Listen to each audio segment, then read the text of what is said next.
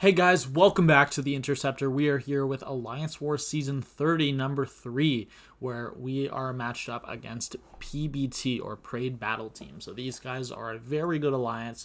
We know they will likely be under 5 deaths, very likely be under 5 deaths, and we have to play very well.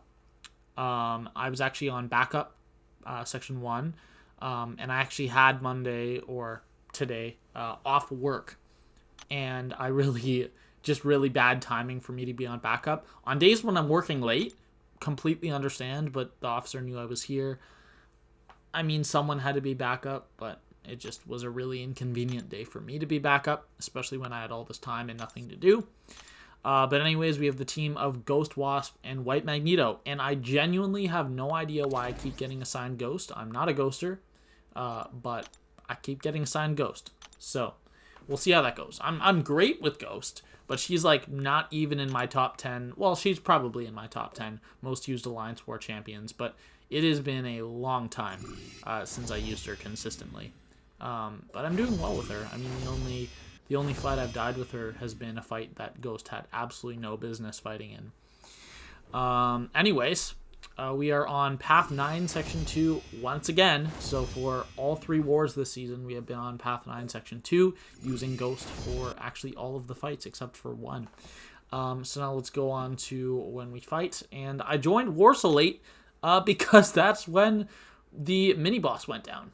Like, I joined as soon as that mini-boss went down. And I was staying back in case someone needed backup in Section 1.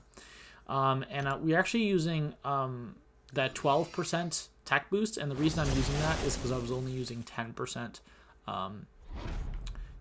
green boosts because I knew these were very easy fights and I didn't need the big ones. So you're throwing on an advanced power boost, and this is a rank 3 America Chavez. Last war I had her on the first node of Path 5, Section 1. So I know how this fight's going to go. I also know that she has a weird AI trick, so you don't want to phase more than one of her hits, or she will throw a heavy attack into you for no reason. And she's actually like super defensive right here, and she just hits me a millisecond after after Ghost's phase expires. And the way that America Chavez works is the exact same way as Doom or Wasp, where she can chain a heavy attack and passively stun you. And then here we just get to another special 2. The reason our first special 2 didn't get us back is because the one heavy attack that she threw made my power gain get lowered, which counts both Ghost's SIG ability power gain and the power gain from tech boosts. But we just got to another special 2. She threw 1 L1, which we evaded completely fine. Gonna throw in 1 potion there. I only had to heal like 9 or 10k, and I threw in a 14k heal because they're in the overflow. That's the only reason. Now we're here for a Mr. Fantastic. This fight goes literally perfectly. It could not have gone even slightly better. So we just throw this L2. Gets us back to an L2. We block, and he's dead. That was literally an 18-second fight. Ghost fights cannot go better than that. Now we'll go to a fight that is slightly sketchy. First, I have to put a White Mag's free fight on this Mojo. Ken Jiro took this with Void with Mr. Fantastic pre-fights, and he soloed, so it was very nice. I've never actually heard of using Void for that fight, but I guess it makes sense as long as you turn off decks.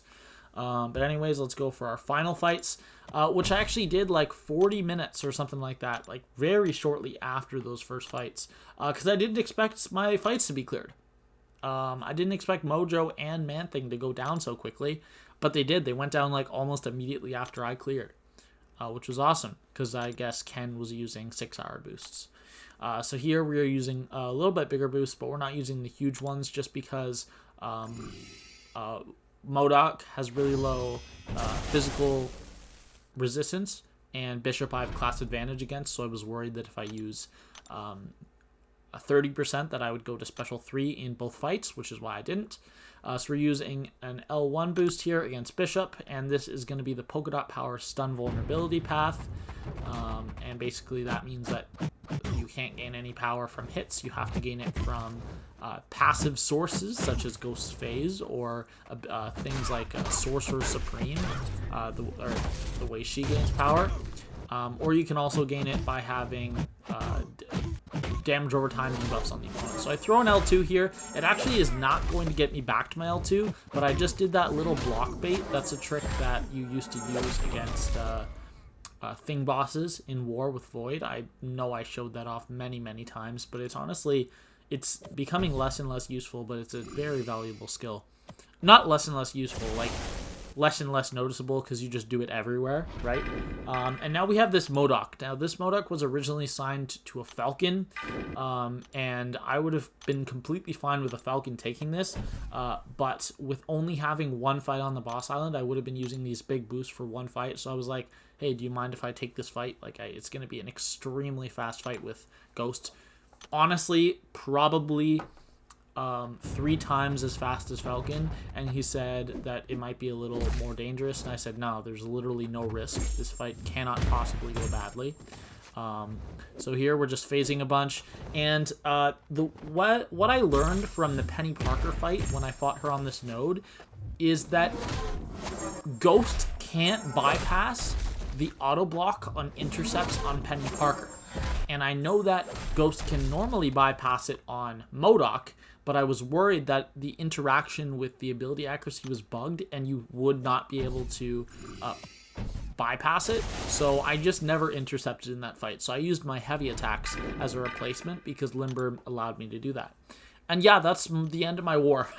I'm literally recording this like I usually do 5 minutes after my last fight. So it's been 5 minutes since I did those fights. My boosts are still on. Very clean war. I mean, I got hit once against Chavez and once against Bishop. And other than that, not really anything. And both times, it's because there was extremely defensive AI that wouldn't hit into my phase. Like, it wasn't that bad, but it was the main problem this war, was the horrible AI. And yeah, that is actually going to be the end of my season, or excuse me, the end of my war. I don't know who won this war. Now, they are leading in deaths right now. We are currently at 130 attacker kills and 5 deaths, and they are at 20 attacker kills and 0 deaths. So, like, I have no clue who wins this war, because they just have to die less than 5 times in 130 fights, which they very well may do, but I just don't know. So what I'm going to do is I'm probably going to be uploading this early tomorrow morning because I want to upload some other videos later in the day. So by then, I probably won't know the results of the war, but it's technically possible I could. So if the war record has changed and does not say 1-1, it means that I know the results. If not, I'm not going to bother updating it. I'll just change it in the next war, and then based on those results, you'll be able to tell who won this war. Now, our death total is still at 0. Our PSR this season is at 12 out of 13 because I only had 4 fights this war. And our deathless streak is at 7. So that is going to be all. I hope you guys enjoyed, and I will see you all in the next war video. Bye.